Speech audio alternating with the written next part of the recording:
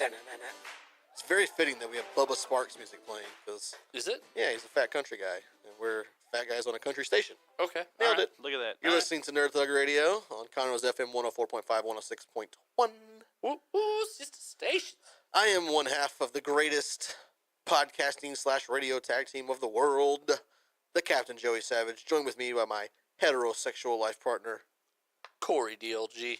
and our manager, Nico DLG. holla at ya boys. Why is he what? We can't. He's the manager. We talked about this because he produces for us. Okay. So I read this funny. So all the other tag teams have like a hot chick. Not all of them. The good ones. I mean, the authors of Pain in NXT have Paul Ellering. He's like an old bald dude. He's better than that. How's that working out for him? They're the champions. If NXT. Of NXT, yeah. That's They're like probably saying, they're probably the best tag team champions out of the three that they have. that's true. That's like saying you win an Oscar for makeup. Not Suicide Squad, necessarily. the Oscar-winning movie. That's like you win the Sundance Film Festival. No, that's prestigious. So is the NXT champion. No, it's not. All the NXT champions have gone on to do great things. Well, that's the point of NXT. Is Right, so to it's like the find Sundance. someone- You have nothing about wrestling. No. So I read this funny article this week. It involved Mads Mikkelsen. I don't even want to say his last I name. just want you to say it over and over again. Mads Mikkelsen. I'm gonna get the exact pronunciation Okay. for you because you are struggling. Mads Mikkelsen. Mads Mikkelsen. Mads Mikkelsen. Michael Ellison. Mads Mikkelsen. Feel free to move on. I'll be with you in just one. Oh, you want me to keep going? You don't Oh, have- just you- going? All right. You don't have to keep repeating. So for those of you who don't know him, incorrectly. he is the villain in the Doctor Strange movie. Oh, yeah. That's him. But there was this article that came out where he Nico was here when we were planning, and he didn't know who you were talking about because he was like, I don't know who that is. I don't know who that is. he was the villain in the You had to Doctor explain where Strange he's movie. from. But anyways, there's an article came out this week where he had actually read for Josh Trank's last Fantastic Four movie.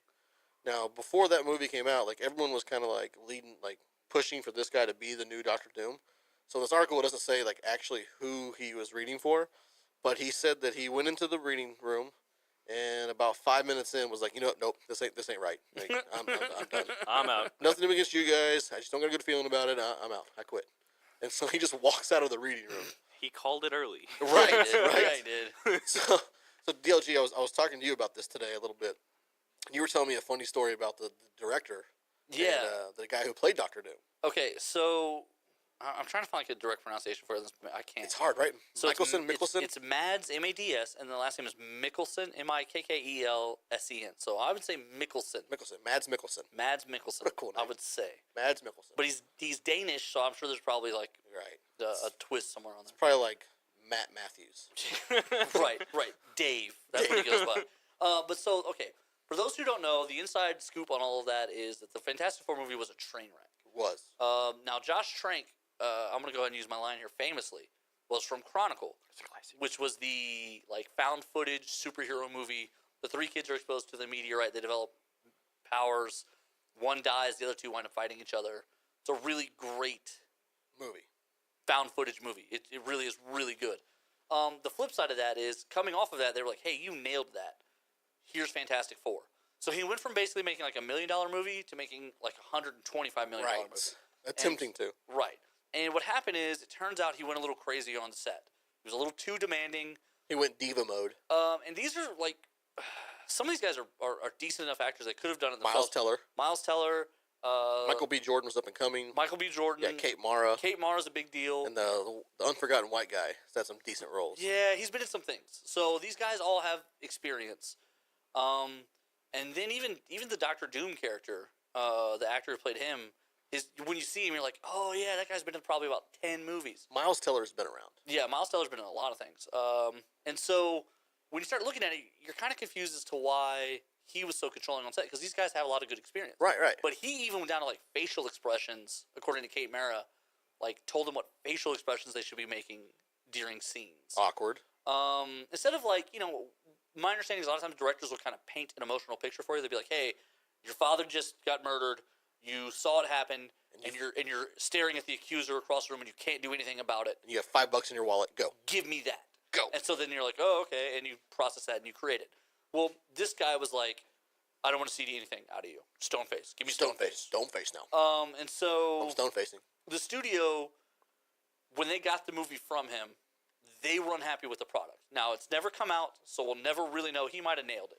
No one ever knows. He might have nailed it. But now, him and Dr. Doom, the guy who played Dr. Doom, both say they made a great movie. Right.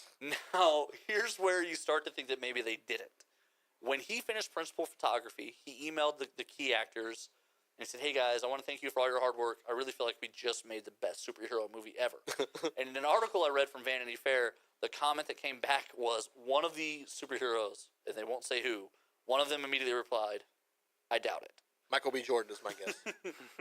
I'm going to say it was probably Kate Mara, because so? she kind of seems a little... I'm going to go Michael B. Jordan. She seems a little short if she needs to be. No, man, this is crap.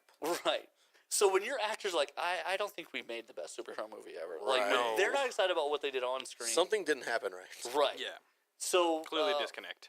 Fox has to go back. They put a bunch of money in. They hire a second director. They do a bunch of reshoots, Right. a bunch of new special effects. They go back to, like, they completely changed this movie, It still didn't work. and it still was a terrible, terrible tank job.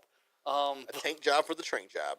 But, like, you gotta, like, I feel a little bit bad in those situations for the initial director, just because sometimes you gotta wonder, like, how is it that they, like, how did it go so wrong for these people that the studio takes it away from them? Because the one thing the Right. director, like, okay, the guy who made Ridley Scott, Hit me. the director who made Gladiator, Right. he typically spends 2 to 4 years building a movie before he makes the movie. Right. He said that he'd spent about 10 years doing research and stuff on his off time for the movie Gladiator before he made That that. way he knew everything historically about it. So then he had a vision. He knew exactly what he wanted to see in front of him on the screen. He knew what looked right, what didn't. When he made The Kingdom with Orlando Bloom, Uh-huh. same thing. That movie he said it took him about 6 years to visually come up with those ideas. So you got to think, like, yeah, they rushed this a little bit because from Chronicle to Right. the Fantastic Four isn't 5 or 6 years. I think it's about 3. No, but I mean, there's plenty of You got to think that he stuff had to read about. Right, you got to think he had a vision and a goal, and somewhere along the way, How do they just keep getting Fantastic Four wrong?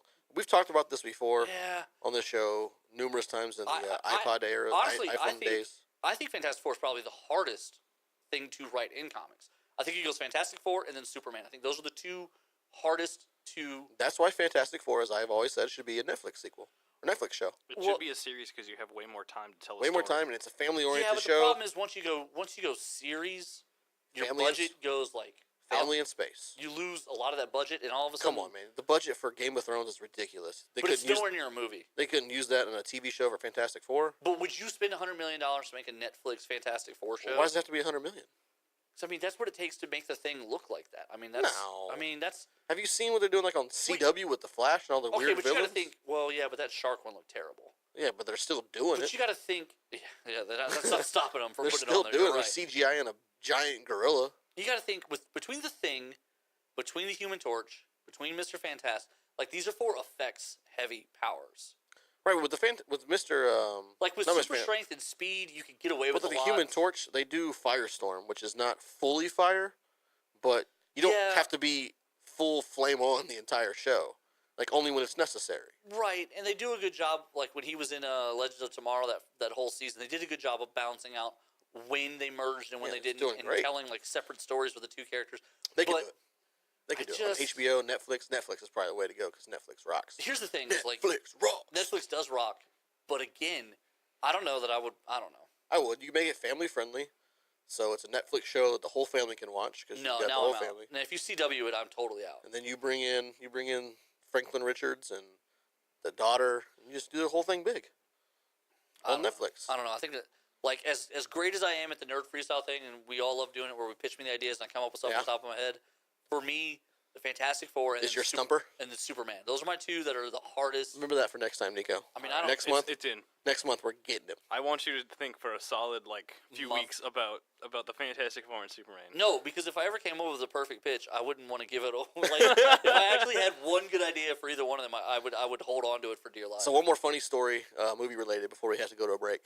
I was reading an article today. I think you read it too, Corey Yeah. DLG, where Chris Hemsworth, when they didn't cast him in Captain America: Civil War, he thought he was getting fired. Right, he was like, "Are they cutting They Thor? What's contacted going like, on?" what do you mean? Am I getting fired? Like he was like legitimately freaked out. Like he wasn't going to be Thor anymore. Yeah, because it had all the other Avengers in the movie, Right, and so except he was for like, except for him and Mark Ruffalo, the Hulk, and he was like, "Wait a minute, what's going on?" Now, could you What's about to imagine if happen? there was anybody else that was going to play Thor? Like, I can't imagine at this point No. someone else being like Thor. Here's the issue.